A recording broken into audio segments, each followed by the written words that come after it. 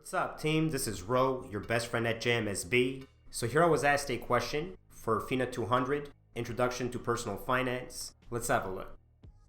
If Ben invests $250 at the end of every month for 20 months, then stops investing, what will be the balance of his account in 3 years? His investment earns a return of 3% compounded monthly.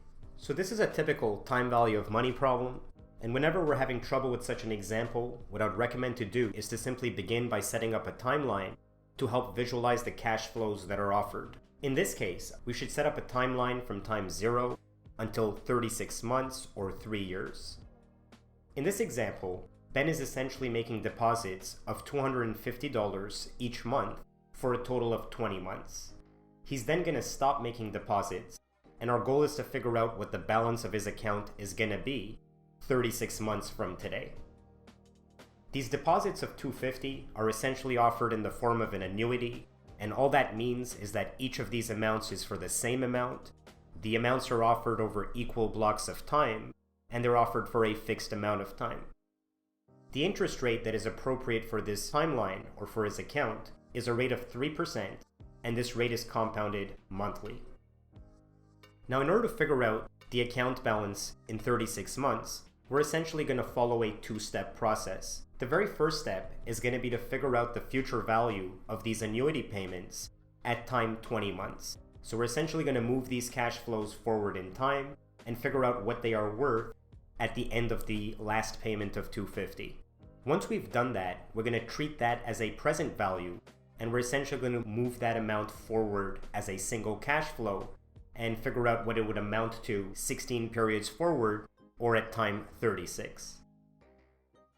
So now that we've visualized these cash flows, we should realize that applying these two steps is quite easy, especially with the help of our fabulous finance calculators.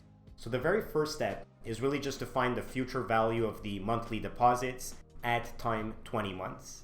And the way that we're going to do that is by assigning a value to each of the TVM variables that exist on our calculator and solving for the one that is unknown, which in this case would be the future value. So let's begin by assigning a value for PY. PY is payments per year or periods per year. It is the unit of measure for time on our timeline. Since our timeline is scaled in months, we're going to set PY to 12. CY talks about compounds per year. Since this interest rate of 3% is compounded monthly, CY is also going to be set to 12. Because we're going to be making 20 monthly payments in total, for N we're going to assign a value of 20. The interest rate is going to be 3%. Notice how the interest rate on the finance calculator is entered as a percentage and not as a decimal. We have 0 for present value, and that's simply because there's no single cash flow that is happening at time 0. For payment, we're going to assign a value of $250, which is going to be this annuity payment, and the future value is what we're hoping to compute. So on our finance calculators, we begin by pressing second, followed by FV. What that essentially does is that it clears the gray TVM variables that go across your calculator. You're then going to press second, followed by IY, and that's how you enter the PY worksheet. We can assign a value of 12 by pressing 12, followed by enter. If I hit the down arrow, we now have CY on the screen, and we're going to set CY to 12 by pressing 12, enter. Once we've set PY and CY to the desired amounts, we can now exit this worksheet by simply pressing second, followed by compute. Notice how on top of compute it does say quit, and this is how we exit worksheets. I can now press things like 20, followed by N, 3, followed by IY, 250, followed by payment, and I can compute the future value. So if we work that out, we should be getting a future value of 5120.55. And now this value is essentially the account balance in 20 months from today.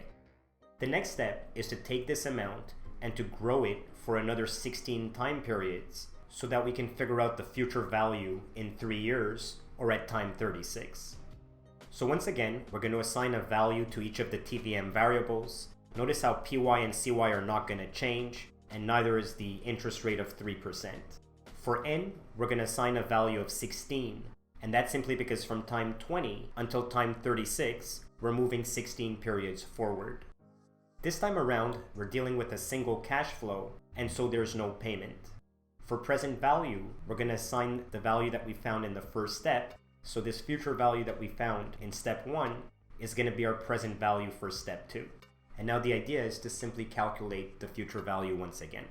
So in our finance calculators, when I see this FV of 5120.55, I can simply press PV, and now it's assigned that value to the present value.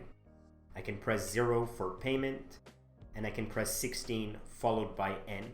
And now I can recalculate the future value by simply pressing compute followed by FV. Notice how the calculator retained the prior values for the interest rate, for PY, and for CY. So the answer I get is 5329.26, rounded to the closest cent. So I hope this explanation helped. In the meantime, I hope you keep well, study well, row out.